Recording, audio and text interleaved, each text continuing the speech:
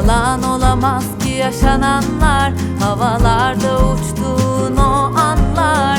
Işıklar sönerse sönsün, gökyüzünde ay var. Ama ışıklar sönerse sönsün, gökyüzünde ay var. Ama ışıklar sönerse sönsün, gökyüzünde ay var.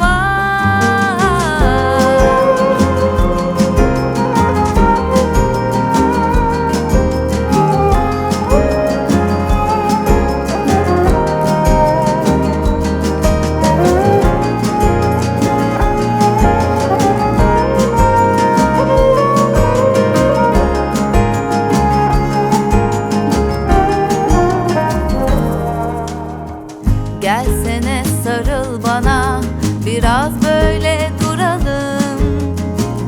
Korkmadan, yorulmadan artık beraber olalım. Geçer zaman anlamazsın hiç, hani nerede dün yaşananlar. Dudağımdan düşen her hece seni söyler gündüz gece. Gözler konuşur, kalpler anlar. Arada gülmek yerine ağlar. Belki de büyürken bazen acıtır aşklar. Yalan olamaz ki yaşananlar, havalar